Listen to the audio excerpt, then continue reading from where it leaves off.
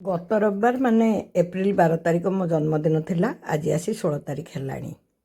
କିନ୍ତୁ ସେଦିନ କ'ଣ ସବୁ ପ୍ରକୃତରେ ହେଇଥିଲା ମୁଁ ଆପଣମାନଙ୍କୁ କହିନି, କିନ୍ତୁ ମୋ ଜନ୍ମଦିନ ବୋଲି ଜଣେଇଛି। ଆଉ ଆପଣମାନଙ୍କର ବହୁତ ସ୍ନେହ ଶୁଭେଚ୍ଛା ବାର୍ତ୍ତା ପାଇଛି। ସେଥିପାଇଁ ପ୍ରଥମେ ଆପଣମାନଙ୍କୁ ଆଗେ ମୋର ସ୍ନେହ ଶୁଭେଚ୍ଛା ଅଭିନନ୍ଦନ ଆଉ ପ୍ରଣାମ ଜଣାଇକି ମୋ ଜନ୍ମଦିନର ବିବରଣୀ ପ୍ରଦାନ କରୁଛି। ଏମିତି ବି ମୁଁ ପ୍ରତି ରବିବାର ମାଳ ଗୁନ୍ଥେ। ଏଥର ମୋ ଜନ୍ମଦିନଟା ରବିବାର ପଡ଼ିଥିଲା, ତେଣୁ ଗୋଟିଏ ଗୁଳିରେ ଦୁଇଟା ଶିକାର। ସକାଳୁ ମୁଁ ମାଳ ଗୁନ୍ଥିବାରେ ଲାଗିଯାଇଥିଲି।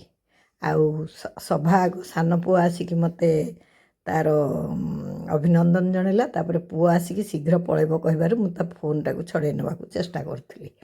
ତାପରେ ସିଏ ବି କିଛି ସମୟ ବସିଲା ଆଉ ଆମେ କିଛି ସମୟ ଅନ୍ତରଙ୍ଗ କଥାବାର୍ତ୍ତା ହେଲୁ। ଜନ୍ମଦିନଟା ମୋର ପ୍ରକୃତରେ ରବିବାରରେ ହିଁ ମୁଁ ଜନ୍ମ ମୋ ବୋଉଠୁ ମୁଁ ଶୁଣିଛି। ଆଉ ଏଥର ରବିବାର ହିଁ ପଡ଼ିଥିଲା ଜନ୍ମଦିନଟି, ତେଣୁ ପିଲାମାନଙ୍କ ମନ ଭାରି ଖୁସି ଥିଲା। ସେମାନେ ସମସ୍ତେ ଘରେ ରହିପାରିବେ। ଏଇଟା ସକାଳର ଦୃଶ୍ୟ। ମୁଁ ବସି ଗାଧେଇ ପାଧେଇ ମାଳ ଗୁନ୍ଥୁଥିଲି। ମୁଁ ବହୁତ ସକାଳୁ ଉଠି ପଡ଼ିଥିଲି। ଏଇଟା ବଉଳ ଫୁଲରେ ଗୋଟେ 2 ସେରିଆ ମାଳ ଅରଖ ଫୁଲ ମିଶାଇକି କରିଥିଲି। ରହିଥା ଟିକେ। ତେଣୁ ତାକୁ ନେଇକି ମୁଁ ଠାକୁରଙ୍କୁ ସଜେଇଦେଲି। ରାତିରୁ ବାବାଇ ଗୋଟେ ସୁନ୍ଦର ଫୁଲମାଳ କିଣି ଆଣିଥିଲା। ଭଲ ହେଲା। ଠାକୁର ଯେତେ ଫୁଲରେ ସଜ୍ଜିତ ହେବେ ସେତେ ସୁନ୍ଦର ଦେଖାଯିବେ। ଏମିତି ବି ମୋ ଠାକୁର ଏତେ ସୁନ୍ଦର ଯେ ତାଙ୍କୁ ଦେଖିଲେ ଆଖି ଫେରେଇ ହୁଏ ନାହିଁ। ମୁଁ ତ ଜନ୍ମରୁ ଠାକୁରଙ୍କୁ ହିଁ ଦେଖି ଆସିଛି ଆମ ଠାକୁର ଘରେ, ତେଣୁ ମୁଁ ଅନ୍ୟ କୌଣସି ଦିଅଁ ଦେବତା କଥା ଚିନ୍ତା କରିପାରେ ନାହିଁ। ଠାକୁରଙ୍କୁ ମାଳଟି ଦେଇ ଦେଇକି ମୁଁ ଗଲି ମୋ ଶାଶୁ ଶ୍ୱଶୁର ଆଉ ବାପା ବୋଉଙ୍କ ପାଖକୁ। ଆପଣ ଦେଖିପାରୁଥିବେ ମୋ ବାପା ବୋଉ ଆଉ ଶାଶୁ ଶ୍ୱଶୁର କିଏ ଚିହ୍ନି ପାରୁଛନ୍ତି ତ? ଏଇଟା ତ ମୋ ବୋଉ ଫଟୋଟା। ଏପଟେ ଯେଉଁ ବର୍ତ୍ତମାନ ମୁଁ ପ୍ରଣାମ କଲି, ଆର ପଟେ ମୋ ଶାଶୁ ଶ୍ୱଶୁର। ଏ ଫଟୋ ମୁଁ ଆଗରୁ ବି ଆପଣଙ୍କୁ ଦେଖେଇଛି। ତାଙ୍କୁ ପ୍ରଣାମ କରିକି ଆସିଲା ବେଳକୁ ମୋ ଗେହ୍ଲା ନାତି ଆସିଗଲା। ଆଉ ସେ ମୋ ପାଇଁ ଏତେ ସୁନ୍ଦର ଗିଫ୍ଟ ଆଣିଥିଲା। ସତରେ ଯେତେ ଉପହାର ମୁଁ ପାଇଥିଲି ମୋତେ ସବୁଠୁ ଭଲ ଲାଗିଲା। ସେ ନିଜ ହାତରେ ତିଆରି କରିକି ଏଇ ଶୁଭେଚ୍ଛା ବାର୍ତ୍ତାଟି ଆଣିଥିଲା। ସେ ଭଲ ବି ଚିତ୍ର କରେ, କାହିଁକିନା ତା ବାପା ବୋଉ ଦିହେଁ ବି ଚିତ୍ର କରନ୍ତି। ଆଉ କଲମଟେ ମୋ ପାଇଁ ଆଣିଥିଲା। ସତରେ ଏଇଠି ବି ଗୋଟେ କଥା କହିବି, ଏଥର ଜନ୍ମଦିନରେ ଅବଶ୍ୟ ସବୁଥର ଦିଅନ୍ତି। ବାବା ଏଥର ମୋତେ 2ଟା କଇଁଛ ଦେଇଥିଲା। ସମସ୍ତଙ୍କୁ ମୁଁ ଗୋଟେ ଅନୁରୋଧ କରିବି ଯେ ମୋତେ ଯଦି କିଏ କିଛି ଉପହାର ଦେଉଛନ୍ତି, ଜଣଙ୍କ ଉପହାରକୁ କେବେ ନାପସନ୍ଦ କରିବା କଥା ନୁହେଁ। କି ଜଣେ ଉପହାର ଦେବ ତାକୁ ବି ନିହାତି ଏମିତି ମନା କରିବାଟାକୁ ବି ମୁଁ ଠିକ୍ ଭାବେନି। କିନ୍ତୁ ମୁଁ ଏତିକି ଅନୁରୋଧ କରିବି, ମୋତେ ଯଦି କିଏ ଆମ ଘର ପିଲାମାନେ ହୁଅନ୍ତୁ ବା ବାହାରର କିଏ ମୋତେ ଭଲ ପାଉଥିବା ବ୍ୟକ୍ତି ହୁଅନ୍ତୁ, ମୋତେ ଯଦି କେବେ ଉପହାର ଦେବେ ମୋତେ ବହି ବା ଗଛ ଦେବେ। କାହିଁକିନା ଆପଣ ଯେଉଁ ଜିନିଷ ଦେବେ ସେ ସବୁ ଅପେକ୍ଷା ଏଇ 2ଟା ମୋ ପାଇଁ ସମସ୍ତଙ୍କ ପାଇଁ ବି ମୂଲ୍ୟବାନ। ଗଛଟେ ଚିରଦିନ ପାଇଁ ରହିବ। ଫୁଲ ଗଛ ହେଇଥିଲେ ଠାକୁରଙ୍କୁ ଫୁଲ ଦିଆହେବ, ଫଳ ଗଛ ହେଇଥିଲେ ଫଳ ଖିଆ ହେବ। ଇଏ ହେଲେ ମୋର ଦେଢ଼ଶୁର। ସେଦିନ ଅଚାନକ ଆସି ମୋ ଦେଢ଼ଶୁର ପହଞ୍ଚି ଯାଇଥିଲେ। ମୋତେ ବହୁତ ଖୁସି ଲାଗିଥିଲା। ଆଉ ଠିକ୍ ସେତିକି ବେଳକୁ ମୋ ଝିଆରୀ ଆଉ ଝିଆରୀ ଜ୍ୱାଇଁ ଆସିଲେ। ଆପଣମାନେ ଜାଣିଛନ୍ତି କେଉଁଝରରେ ମୋର ଯେଉଁ ସାନ ଭାଇ ରହେ, ତା ବାହାଘରକୁ ବି ମୁଁ ଯାଇଥିଲି। ଆଉ ସେମାନେ ଏପର୍ଯ୍ୟନ୍ତ ଆମ ଘରକୁ ଆସିନଥିଲେ, ତେଣୁ ତାଙ୍କୁ ଆମେ ବନ୍ଦାପନା କରି ପାଛୋଟି ଆଣିଲୁ। ମୋର ବର୍ଷାକୁ ଆଉ ଜ୍ୱାଇଁକୁ ଦେଖିଲା ପରେ ଆଉ ଆଜି ପୁଣି ଜନ୍ମଦିନ, ମୋର ବହୁତ ଗୁଡ଼ିଏ କଥା ମନେ ପଡ଼ିଲା।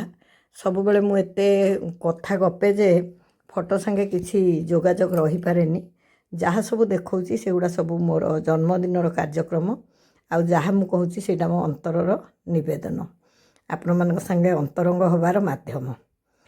ସତ କହିବାକୁ ଗଲେ ମଝିରେ ଅନେକ ବର୍ଷ ମୋର ଜନ୍ମଦିନ ପାଳନ ହେଇନଥିଲା। ମୁଁ ସେ ଫଟୋଟା କାହିଁ ଆଜି ପାଇଲିନି, ପାଇଥିଲେ ଦେଇଥାନ୍ତି।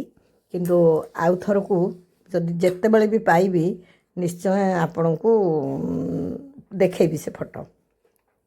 କେଉଁ ଫଟୋ କଥା କହୁଛି ଶୁଣନ୍ତୁ। ଏଇଟା ତ ମୋ ଝିଆରୀ ଆସି ପହଞ୍ଚିଲା। ସିଏ ବି ଭାରି ଫଟୋ ଉଠାଏ। ଆମେ ସାଙ୍ଗସାଥି ଫଟୋ ସବୁ ଉଠେଇଲୁ। ତାପରେ ମୋ ଜ୍ୱାଇଁ ଆସିଲେ। ଏଥର ମୋ ଝିଅ ଜ୍ୱାଇଁ ବି ମୋ ପାଇଁ ଗୋଟେ ଶାଢ଼ୀ ଆଉ ମୁଁ ନିତ୍ୟ ବ୍ୟବହାର୍ଯ୍ୟର ଯେଉଁ ଜିନିଷ ସବୁ ମୋର ନଥିଲା ବୋଲି ମୋ ଝିଅ ଜାଣିଥିଲା, ସେସବୁ ନେଇ ଆସିଥିଲା। ପସନ୍ଦ ତ ନିଶ୍ଚୟ, ଗୋଟେ ସ୍ତ୍ରୀ ଲୋକ ଗୋଟେ ପସନ୍ଦିଆ ଶାଢ଼ୀ ତାକୁ ମିଳିଲା ମାନେ ସେ ନିଶ୍ଚୟ ଖୁସି ହେବ। ମୁଁ କ'ଣ ଆଉ ସେଥିରୁ ବାଦ ଯିବି କି? ତେଣୁ କିନ୍ତୁ ଯେହେତୁ ମୋ ବାପା ବୋଉ ଗାନ୍ଧୀବାଦୀ ଥିଲେ, ପିଲାଟି ଦିନୁ ଆମେ ସେଇ ଛାଞ୍ଚରେ ମୁଁ ବଢ଼ି ଆସିଛି। ମୋତେ ଅଯଥା ଜିନିଷ ବଢ଼େଇବାକୁ କେବେ ବି ଭଲ ଲାଗେନି। ଆଉ ଏଇ ପୋଷାକ ପରିଧାନ ବହୁତ ବେଶୀ ଖର୍ଚ୍ଚ କରିବାକୁ ତ ମୁଁ କେବେ ବି ଭଲ ପାଏନି। ଏସବୁ ପରେ ସମସ୍ତେ ପହଞ୍ଚିଗଲେ ଆଉ କେକ୍ କଟା ଆରମ୍ଭ ହେଲା। ମୋର ବହୁତ ବଡ଼ ସୌଭାଗ୍ୟ ଆଜି ଥିଲା ଯେ ମୋର ସବୁ ନାତୁଣୀ ନାତି, ପୁଅ ଝିଅ ଜ୍ୱାଇଁ ବୋହୂ ସମସ୍ତେ ଉପସ୍ଥିତ ଥିଲେ। ମୋର ପରିବାର ଭିତରେ ଯେଉଁମାନେ ମୋର ବହୁତ ଘନିଷ୍ଠ ଆଉ ନିଜର, ସେମାନଙ୍କ ଭିତରୁ ଯଦି କେହି ମୋର ବ୍ୟକ୍ତିତ୍ୱକୁ, ମୋର ବ୍ୟବହାରକୁ, ମୋର ଆଚରଣକୁ, ମୋର କଥାବାର୍ତ୍ତାକୁ ନାପସନ୍ଦ କରି ମୋର କାର୍ଯ୍ୟକ୍ରମରେ ଯଦି ଯୋଗ ନଦେଲା, ସେଥିପାଇଁ ମୁଁ ଦୁଃଖିତ ହେବାଟା ଏବେ ଛାଡ଼ି ଦେଇଛି। କାହିଁକିନା ସମସ୍ତେ ଯେ ମୋତେ ଭଲ ପାଇବେ ସେମିତି କେବେ ହେଲେ କହିହେବ ନାହିଁ। କିନ୍ତୁ ଆଜି ମୁଁ ବହୁତ ଖୁସି ହେଉଥିଲି ଯେ ରବିବାର ପଡ଼ିଥିବାରୁ ସମସ୍ତେ ଉପସ୍ଥିତ ଥିଲେ। ଆଉ ସବୁଠୁ ମଜାର କଥା ହେଲା ଯେ ସମସ୍ତଙ୍କୁ ତ ମୁଁ କେକ୍ ଖୁଆଇବି ଥରେ, କିନ୍ତୁ ସମସ୍ତେ ମୋତେ ଖୁଆଇଲା ବେଳକୁ କେତେଜଣ ହେଲେଣି ହିସାବ କଲେ? ସେତକ କେକ୍ ଖାଇସାରି କ'ଣ ମୁଁ ଆଉ ଖାଇପାରିବି କିଛି? ହେଲେ ବି ଏଇଟା ତ ଗୋଟେ ପ୍ରଥା, କାହାକୁ ତ ମନା କରିପାରିବିନି। କିନ୍ତୁ ମୁଁ ମନେ ମନେ ଖୁସି ହେଉଥିଲି ଏଇଥିପାଇଁ ଯେ ଯାହା ହଉ କେକ୍ଟା ଗୋଟେ ମିଠା ଜିନିଷ। ଆଉ ସବୁଠୁ ମଜାର କଥା, ଲିପି ତ ତାଙ୍କ ଗାଁକୁ ଯାଇଥିଲା, ବରାଦ ଦେଇକି ତାଙ୍କ ବୋଉ ଗୋଟେ ବିରାଟ କେକ୍ ଦେଇଥିଲେ। ସେଥିପାଇଁ ତାଙ୍କୁ ବି ମୁଁ ଧନ୍ୟବାଦ ଦେଉଛି। ଆଉ ଆପଣ ଦୃଶ୍ୟ ସବୁ ଦେଖନ୍ତୁ କେମିତି ହଉ ଚାଲିଛି। ହଁ, ଜନ୍ମଦିନ କଥା କହୁଥିଲି। ବାପା ପିଲାଟି ଦିନୁ ବାପା ବୋଉ ଆମର ଜନ୍ମଦିନ କରନ୍ତି। ସେଇଟା ବି ମୁଁ ଆଗରୁ ଆପଣମାନଙ୍କୁ କହିଛି। ହଳଦୀ ଲଗେଇକି ଚଉରାମୂଳି ଟିକେ ବନ୍ଦାପନା ହଉ, ଯାହା ଖଣ୍ଡେ ନୂଆ ଥାଏ ପିନ୍ଧୁ, କିନ୍ତୁ ଜନ୍ମଦିନ ନିଶ୍ଚୟ ହୁଏ। ଆଉ ବୋଉ ବଢ଼ିଆ କ୍ଷୀରି ଆଉ ଚକୁଳି କରିଥାଏ। ମୋ ବାହାଘର ପରେ ବି ଆଙ୍କ ଘରେ ଜନ୍ମଦିନ ପାଳନ କରିବା ବା ସେଭଳି ଗୋଟେ ପରିବେଶ କେବେ ହେଲେ ନଥିଲା।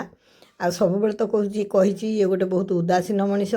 ତାଙ୍କର ଭଲ ପାଇବାକୁ ସେ କେବେ ଗୋଟେ ଜଣେ ମାନେ ଉପଲବ୍ଧି କରିବ ଯେ ସେ ମୋତେ ଭଲ ପାଉଛନ୍ତି। ଜନ୍ମଦିନ ମନେ ପକେଇକି ଗିଫ୍ଟଟେ ଦେବା, ଆନିଭର୍ସରୀରେ କୁଆଡ଼େ ବୁଲେଇ ନେବା, ଏସବୁ ତାଙ୍କ ଦ୍ୱାରା ଜୀବନରେ କେବେ ହେଇନି। ଆଉ ଜଣେ ସେମିତି କରୁନି ମାନେ କ'ଣ ସିଏ ଭଲ ପାଉନି କି? ସେମିତି ବି ତ ମୁଁ କହିପାରିବିନି। ତେଣୁ ସିଏ ବି କେବେ ମୋର ଜନ୍ମଦିନ ପାଳନ କରିବା ପାଇଁ ଆଗ୍ରହ ପ୍ରକାଶ କରିନଥିଲେ। ଏଇ ଭିତରେ ବାପା ଚାଲିଗଲେ। ବାପା ସବୁବେଳେ ଜନ୍ମଦିନ ପୂର୍ବରୁ କିଛି ବି ଗୋଟେ ଉପହାର ମୋତେ ଆଣି ଦେଉଥିଲେ ବା କିଛି ପଇସା ମୋ ହାତରେ ଦେଇ କହୁଥିଲେ ତୁ ଏଇଟା ଜନ୍ମଦିନ ପାଇଁ କ'ଣ ଟିକେ କରିବୁ। କିନ୍ତୁ ବାପା ବୋଉ ବି ବାହାଘର ପରେ ମୋ ଜନ୍ମଦିନରେ କେବେ ଉପସ୍ଥିତ ରହିପାରିନାହାନ୍ତି। ହୁଏତ କେତେବେଳେ ମୁଁ ଆମ ଘରେ ଥିବି, ମୋର ଏତେ ମନେ ପଡ଼ୁନି। ହଁ, ଏଇ ଉପହାର କଥାଟା ମୁଁ ନିହାତି କହିବି, କାହିଁକିନା ଏଇଟା ମୋର ଉତ୍ତରକାଶୀର ଜଣେ ପଣ୍ଡିତଜୀ ମୋତେ ଦେଇଥିଲେ। ଆଉ ରଙ୍ଗଟା ମୋତେ ଟିକେ ପିଲାଳିଆମି ଲାଗୁଥିଲା, କିନ୍ତୁ ସେ କହିଥିଲେ ଯେ ଆପଣ ଏଇଟା ନିଶ୍ଚୟ ପିନ୍ଧିବେ। ସେଥିପାଇଁ ମୁଁ ରଖି ଏବେ ତାକୁ ସିଲେଇ କରିଛି। ତାକୁ ପିନ୍ଧିବି ନିଶ୍ଚୟ, ଆଉ ନିଶ୍ଚୟ ପିନ୍ଧିବି। ସେ ଯେହେତୁ ମୋତେ ଏତେ ସ୍ନେହରେ ଦେଇଛନ୍ତି, ମୁଁ ନିଶ୍ଚୟ ପିନ୍ଧିବି। ଆଉ ପିଲାମାନେ କିଏ କ'ଣ ଆଣିଛନ୍ତି ଆପଣ ଦେଖୁଥିବେ। ସେଇ କଥା କହୁଛି। ଏଇ ପୁଅ ମୋର ଆସିକି ମୋତେ କହିଲା, ମୁଁ ଗାଲରେ ହାତ ଦେଇକି ବସିଥିଲି ମୋର ଗୋଟେ ଜନ୍ମଦିନରେ, ଯେତେବେଳେ କି ବାପା ଚାଲି ଯାଇଥିଲେ। ଆଉ ୟାଙ୍କର ମୋ ଜନ୍ମଦିନ ମନେ ନଥିଲା।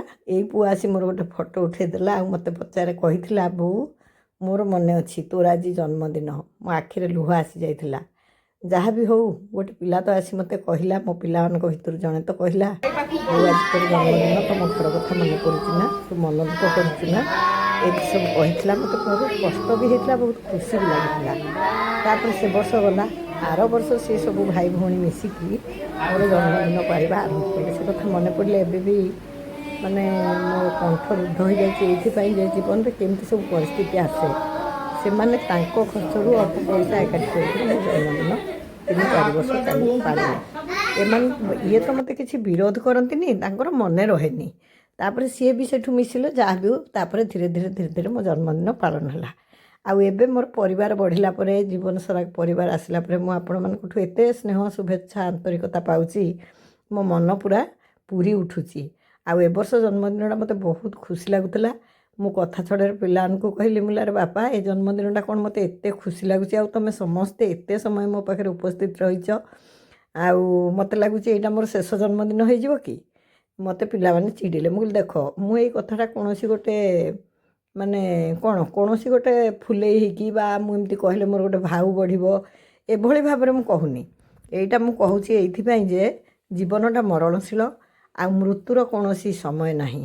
ଅନ୍ତତଃ ଆମ ମନଟାକୁ ଟିକେ ଉଦାସ ରଖିବା ପାଇଁ ବା ଟିକେ ମାୟାଶୂନ୍ୟ ରଖିବା ପାଇଁ ମୁଁ ଏଇଟା କହେ। ମୋ ଘଣ୍ଟାଟି ହଜିଯାଇଥିଲା, ଆଉ ଗୋଟେ ବହୁତ ଦାମିକା ଘଣ୍ଟା ଆଣିକି ମୋ ପୁଅ ମୋତେ ଉପହାର ଦେଲା, ଯେଉଁଟାକି ଦାମ ପାଇଁ ମୁଁ ଟିକେ ଅସନ୍ତୁଷ୍ଟ ହେଲି। ଆଉ ୟାଙ୍କ ଉପରେ ମୁଁ ବହୁତ ରାଗିଲି। ଏ ହେଲେ ମୋ ପୁରୀ ପୁଅ କାର୍ତ୍ତିକ, 2 ବର୍ଷ ହେଲାଣି ସେ ମୋ ପାଇଁ ଭୋଗ ଟିକେ ଆଣିଦିଅନ୍ତି, ମୁଁ ସେଥିରେ ବହୁତ ଖୁସି। ଆଉ ମୁଁ ଭଲ ପାଏ ଗଜା। ସେ ଏତେ ଲକ୍ଷ୍ୟ କରିକି କେଉଁ ଭିଡ଼ିଓରେ କହିଥିଲି କି କ'ଣ, ମୋ ପାଇଁ ଏତେ ଚମତ୍କାର ଗଜା ଆଣିଥିଲେ। ଜନ୍ମଦିନ ପରଦିନ ଏକାଦଶୀ ପଡ଼ିଥିଲା। ମୁଁ ଖାଲି ସେ ଗଜା ଖାଇକି ପାଣି ପିଇକି ସେ ଦିନଟା ମୁଁ କାଟି ଦେଇଥିଲି। ସିଏ ଆଣିଥିବା ଶାଢ଼ୀଟା ବି ଏତେ ପସନ୍ଦିଆ। ସେ ତାଙ୍କ ବୋଉର ଗେହ୍ଲା ନା, ତେଣୁ ମା ପାଇଁ କେମିତି ଶାଢ଼ୀଟେ ଦରକାର ସେ ଜାଣିଛନ୍ତି। କିନ୍ତୁ ଏଭଳିଆ ଉପହାର କିଏ ଆଣିଲେ ମୁଁ ସେତେ ବେଶୀ ଖୁସି ହେଇପାରେନି, ସେଇଥିପାଇଁ ମୁଁ ଟିକେ ତାଙ୍କୁ ଚିଡ଼ିଲି। ଠିକ୍ ଅଛି, ତାପରେ ପରେ ଖାଇବା ବେଳ ହେଇଯାଇଥିଲା। ଆଉ ଏବେ ତ ସବୁ କ୍ୟାଟରିଂ ସୁବିଧା ହେଇଗଲାଣି। ଆମେ ଏଇ କଳିଙ୍ଗ ବିହାରର ଗୋଟେ କ୍ୟାଟରିଂରୁ ଖାଇବା ନେଇ ଆସିଥିଲୁ, ଆଉ ଖାଇବା ବି ବହୁତ ଭଲ ଥିଲା। ଖାଇସାରିକିରି ପୁଣି ଚାଲିଲା ଆମର ଗୋଟିଏ ରୁମ୍ରେ ସମସ୍ତେ ପଶିଲୁ, କାହିଁକିନା ଏପଟ ସେପଟ ଯଦି ବସିଯିବୁ ତାହେଲେ ଗପ ଖଟିଟା ଆଉ କେମିତି ଜମିବ। ଗୋଟେ ଜାଗାରେ ସମସ୍ତେ ବସିଲେ ଖଟି ନା, ଆମର ତ ଖଟି କରିବାରେ ଆମ ଘର ଧୁରନ୍ଧର। ଆଉ ବର୍ଷା ଯେହେତୁ ଆମ ଘର ଝିଅ, ସିଏ ବି ଖଟିରେ ମାନେ ଅଭ୍ୟସ୍ତ। ହେଲେ ଜୋଇଁ ଦିହିଙ୍କୁ କ'ଣ ଲାଗିଲା, ଚିନୁ ବି ଟିକେ ଆମ ଘରେ ଗପସପ କରନ୍ତି। ଏ ନୂଆ ଜୋଇଁକି ମୋର କେମିତି ଲାଗିଲା ମୁଁ ଏପର୍ଯ୍ୟନ୍ତ ଅବଶ୍ୟ ବର୍ଷା ସାଙ୍ଗେ କଥା ହେଇନି। ମୁଁ ବର୍ଷାକୁ କହୁଥିଲି, ମୁଁ ମାଲୋ, ମୁଁ ଜୋଇଁକି ପଚାରୁଛି, ମୁଁ ବାପା ଆମେ ଏମିତି ଯେଉଁ ହୋ ହା ହେଉଛୁ ତୁମକୁ କିଛି ଖରାପ ଲାଗୁନି ତ? ଜୋଇଁ ତ କେଡ଼େ ସୁନ୍ଦର ମୁଣ୍ଡ ଟୁଙ୍ଗାରିକି ହସି ଦେଇ କହୁଛନ୍ତି ନାଇଁ ନାଇଁ ମୋତେ ଖୁସି ଲାଗୁଛି। କିନ୍ତୁ ପ୍ରକୃତରେ ତାଙ୍କୁ ଭଲ ଲାଗୁଥିଲା କି ନାହିଁ ତୋ ସହ କଥାବାର୍ତ୍ତା ହେଲେ ଜଣାପଡ଼ିବ। ସବୁ ପିଲାମାନଙ୍କୁ ମୁଁ ଟିକେ ଟିକେ ଖୁଆଇଦେଲି। ଆମ ଘରେ ସହଭୋଜନଟା ବେଶୀ ଭଲ ଲାଗେ। ସମସ୍ତେ ଏକାଠି ବସି ଖାଉ। କାହାକୁ କେଉଁଟା ଭଲ ଲାଗେ, କିଏ କାହାଠୁ ନେଇଯାଏ, କିଏ କାହାକୁ ଦିଏ। ଏଇ ଯେଉଁ ଗୋଟେ ମଜା ବାହାରେ ଖାଇବାରେ ହୁଏତ ରହିବନି। ତେଣୁ ମୁଁ ସବୁବେଳେ କହେ, ଦୁଇଟା ଓଳି ମୁଁ ପିଲାମାନଙ୍କୁ କହେ ଯେ ଯଦି ତୁମର ସୁବିଧା ଅଛି ଜନ୍ମଦିନରେ ମୋ ପାଖରେ ରହିବ, ଆଉ ତାଠୁ ବି ଯଦି ସୁବିଧା ଅଛି ମୋତେ ଟିକେ ଜନ୍ମଦିନରେ ପୁରୀ ନେଇଯିବ। କିନ୍ତୁ ଏପର୍ଯ୍ୟନ୍ତ କେବେ ବି ଆମେ ଜନ୍ମଦିନରେ ପୁରୀ ଯାଇପାରିନୁ। ଦେଖାଯାଉ ପ୍ରଭୁ ଜଗନ୍ନାଥ କେବେ ମୋତେ ସେ ସୁଯୋଗ ଦେବେ କି ଆଉ ଥରେ ଯଦି ରବିବାର ପଡ଼ିଯିବ ତାହେଲେ ହୁଏତ ଆମେ ସମସ୍ତେ ପୁରୀ ଯିବୁ। ଆଉ ଏଥର କିନ୍ତୁ ମୁଁ ପୁରା ମନ ଭାଙ୍ଗି ଦେଇଥିଲି। ମୁଁ ଭାବିଥିଲି ଯେ ଆଜି ଆଉ ସାର୍ଙ୍କ ପାଖକୁ ମୁଁ ଯିବାକୁ ଭଲ ପାଏ। ଯେଉଁ ବର୍ଷ ଭୋଗ ମଗା ହୁଏ ସେପଟୁ ଭୋଗ ଆଣିବାକୁ ଗଲାବେଳେ ମୁଁ ଯାଇକିରି ସେଠି ଜଗନ୍ନାଥ ଦର୍ଶନ କରିକି ସାର୍ଙ୍କୁ ପ୍ରଣାମ କରିକି ଆସେ ଭାରି। କିନ୍ତୁ ଏବେ ଯେଉଁ ମା ଆସିଥିଲେ ଆମର ଭୋଗ ମଗା ହେଇଥିଲା, ଆଉ ପିଲାମାନେ କେହି ଭୋଗ ମଗେଇବାକୁ ଇଚ୍ଛା କଲେନି। ସତ କହିବାକୁ ଗଲେ ଆମ ସମୟରେ ଜନ୍ମଦିନରେ ମଟନ୍ ବା ଚିକେନ୍ ହେଉନଥିଲା, ମାଛଟା ହୁଏ। ଯଦି ବାରି ଦେଖିକି ପଡ଼ିଥାନ୍ତା ତାହେଲେ ମାଛ ବି ହେଇଥାନ୍ତା। ରବିବାର ଯଦି ପଡ଼ିଲା, ରବିବାର ତ ଆମ ଘରେ ଆଇଁଷ ହେବନି। ସବୁ ପ୍ରକାର ବିଚାର ଆଲୋଚନା କରିକି ଆମେ କ୍ୟାଟରିଂରୁ ମଗେଇ ଦେଇଥିଲୁ। ଆଉ ସମସ୍ତେ ଖାଇଲୁ। ଏସବୁ ବଢ଼ାଳି ଦଳ ବସିଛନ୍ତି ପଛରେ, ଖଟି ମାରିକିରି ବେଶୀ ଗପିବେ। ମୋତେ ତ ଏତେ କେକ୍ ଖୁଆଇଥିଲେ ଯେ ମୁଁ ଖାଲି କ୍ଷୀରି ଟିକେ ହିଁ ଚୁଙ୍ଗା ସାଙ୍ଗେ ବସି ଖାଇଲି। ଆଉ ଜାଙ୍ଗୁ ବି ବାହାରିଲା ଯିବା ପାଇଁ। ଆମେ ସବୁ ସାଙ୍ଗ ହେଇକି କିଛି ଫଟୋ ଉଠେଇଲୁ। କିନ୍ତୁ ମୋର ଦୁଃଖ ରହିଗଲା, ଏଇ ସାର୍ଟରେ ସେ ଚାରିଜଣଙ୍କର ଫଟୋ ଉଠେଇବି ବୋଲି ମୁଁ ଭାବିଥିଲି, ଉଠେଇ ପାରିନି। ଆଉ ଗୋଟିଏ ବି ଦୁଃଖ ରହିଗଲା, ମୋର ଏ ନୂଆ ଜୋଇଁ ଜନ୍ମଦିନରେ ଆସିବେ ବୋଲି ଯଦି ମୁଁ ଜାଣିଥାନ୍ତି, ଏ ତ ମାସେ ତଳୁ ମୁଁ ତାଙ୍କ ପାଇଁ ଯେବେ ଯାଇଥିଲି ପିପିଲିରୁ ଆଣିବାକୁ ଠାକୁରଙ୍କର ଛତ୍ରୀ ହରିକା, ସେତିକି ବେଳେ ମୁଁ ଏ କପଡ଼ା କିଣିକି ଆଣି ପିଲାମାନଙ୍କୁ ଦେଇ ଦେଇଥିଲି। ମୁଁ ତୁମର ଏଇଟା ଜନ୍ମଦିନରେ ସମସ୍ତେ ଏକା ସାର୍ଟ କରିବ, ଜୋଇଁ ଆଉ ତିନି ପୁଅ। ମୁଁ ଯଦି ଜାଣିଥାନ୍ତି ନୂଆ ଜୋଇଁ ଆଉ କାର୍ତ୍ତିକ ପାଇଁ ବି ମୁଁ ଏମିତି କପଡ଼ା ଆଣିଥାନ୍ତି। ମୋ ମନରେ ସେଇ ଦୁଇଟା ଦୁଃଖ ରହିଗଲା। ତଥାପି ପିଲାମାନଙ୍କୁ ଚିଡ଼ିଲି ସବୁ ଗିଫ୍ଟ ପାଇଁ, ଯାହା ବି କଲି। ହେଲେ ବି ମୋ ମନ ବହୁତ ଖୁସି ହେଉଥିଲା ଯେ ମୋ ପିଲାମାନେ ମୋ ପାଖେ ଏତେ ସମୟ ଦେଇକି ମୋ ପାଖେ ରହିଲେ। ଆଉ ଚିଡ଼ିବାଟା ମୋର ଗୋଟେ ଅଭ୍ୟାସ। କାର୍ତ୍ତିକକୁ ବି ଚିଡ଼ିଲି, ବାବାଇକୁ ଚିଡ଼ିଲି ଯେ ଦେଖ ମୁଁ 1500 ଟଙ୍କିଆ ଘଣ୍ଟା ପିନ୍ଧିବା ଲୋକ, ପିନ୍ଧିକି ଗଲି, ଯଦି ଦୈବାତ କୁଆଡ଼େ ହଜିଗଲା ଦୁଃଖ କରିବାର ନାହିଁ। ତୁ କାହିଁ ମୋତେ ଏତେ ଦାମିକା ଘଣ୍ଟାଟେ ଦେଲୁ? ଦେଖୁଥିବେ ବାବାଇ ମୋ ପାଖରେ ହସୁଥିଲା, କହିଲା ମୁଁ ବୋହୂ କରିବି ତ ସେଇଥିପାଇଁ ଦାମିକା ଘଣ୍ଟାଟେ ଦେଲି। ମୁଁ କହିଲି ମୁଁ ତ ତୋ ବାପାକୁ ବାହା ହେଇକି ଭାବୁଛି ମୁଁ ବ୍ରହ୍ମଚାରିଣୀ ହେଇଥିଲେ ଭଲ ହେଇଥାନ୍ତା। ଏମିତି ଗପସପ ଭିତରେ ସନ୍ଧ୍ୟା ହେଇଗଲା। ପିଲାମାନେ ସମସ୍ତେ ବାଡ଼ିକି ଗଲେ ବୁଲିବା ପାଇଁ। ବାଡ଼ିଟା ତ ମୁଁ ଏତେ ବେଶୀ ସଜେଇ ପାରୁନି, କାହିଁକିନା ବାରହା ଫାରା ସବୁ ପଶୁଛନ୍ତି, ଆମର ପାଚେରୀ ନାହିଁ। ଯାହା ବି ଅନାବନା ବଗିଚା ଥିଲା ସେଥିରେ ପିଲାମାନେ ବୁଲିକି ସବୁ ଫଟୋ ଫଟୋ ଉଠେଇଲେ।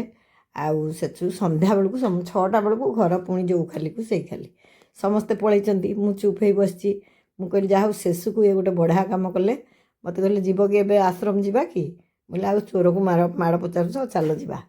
ଆମେ ସେଠୁ ସାଙ୍ଗ ହେଇକି ଗଲୁ ଆଶ୍ରମ। ସେଇଟା ମୋତେ ବହୁତ ଖୁସି ଲାଗିଲା। ଆଉ ଆଶ୍ରମରେ ଜଗନ୍ନାଥଙ୍କୁ ଦର୍ଶନ କଲି, ସାର୍ଙ୍କୁ ଦର୍ଶନ କଲି। ଆଉ ଏଇ ଶାଢ଼ୀର ମାହାତ୍ମ୍ୟଟା ମୁଁ ଆପଣଙ୍କୁ ଏପର୍ଯ୍ୟନ୍ତ କହିନି। ଏଇଟା ମୋ ଆଶ୍ରମରୁ ଯେଉଁ ଗୁରୁମାତା ଆସିଥିଲେ ସିଏ ମୋ ପାଇଁ ପଠାଇଥିଲେ। ଏଇଟା ଗେରୁ ରଙ୍ଗର ତାଙ୍କର ପ୍ରସାଦୀ ଶାଢ଼ୀ। ଏଇଟା ଜୀବନ ସାରା ମୋ ପାଖରେ ରହିବ। ଆଉ ଏଇଟା ମୋ ପାଇଁ ବି ଗୋଟେ ମାନେ ଏ ଜନ୍ମଦିନର ଗୋଟେ ଦୁର୍ଲଭ ଉପହାର ବୋଲି ମୁଁ ଭାବିଲି, ଆଉ ଗୋଟେ ସୌଭାଗ୍ୟ ବୋଲି ଭାବିଲି। ସାର୍ ଆମକୁ ଚକୋଲେଟ୍ ଦେଲେ। ରାତି ଖିଆ ମୁଁ ସେଇଠି ହିଁ ଖାଇଦେଲି। ଆହୁରି ବି ଖୁସିର କଥା ମୋ ପାଇଁ ଥିଲା ଯେ କେତେବେଳେ ଆଶ୍ରମକୁ ଗଲେ ମାଉସୀଙ୍କ ସାଙ୍ଗେ ଭାଉଜଙ୍କ ସାଙ୍ଗେ ଦେଖା ହୁଏ, କେତେବେଳେ ଦେଖା ହୁଏନି। କିନ୍ତୁ ଭାଉଜ ଆଉ ମାଉସୀ ଉଭୟ ଥିଲେ। ମୁଁ ଭାବିଲି ଯେ କାହିଁକି ମୋତେ ଜଗନ୍ନାଥ ପୁଣି ଗୋଟେ ବର୍ଷର ପରମାୟୁ ଦେଲେ, ଆଗକୁ କ'ଣ ଅଛି ମୁଁ ଜାଣିନି। ମୋତେ ଏତିକି ଆଶୀର୍ବାଦ କରନ୍ତୁ ମୁଁ ମୋ ପରିବାର ପାଇଁ ଆଉ ଏ ସମଗ୍ର ଦୁନିଆ ପାଇଁ କିଛି ଭଲ କାମ କରେ। ଫେରିଲା ବେଳେ ବାଟରେ ଦେଖିଲି ସବୁ ବଢ଼ିଆ ସଜାସଜି ହେଇଛି। ଆଗକୁ ଭୁବନେଶ୍ୱର ଜନ୍ମଦିନ ଥିଲା, ଖୁସି ହେବାକୁ କ'ଣ ମନା? ମୁଁ ମନେ ମନେ ଖୁସି ହେଲି। ମୁଁ କହିଲି ଭୁବନେଶ୍ୱର ଜନ୍ମଦିନ କ'ଣ, ଭୁବନେଶ୍ୱର ଜନ୍ମଦିନ ମୋ ଜନ୍ମଦିନ ତ ଏକାଠି, ଆଉ ମୋରି ଜନ୍ମଦିନ ପାଇଁ ସଜା ହେଇଛି।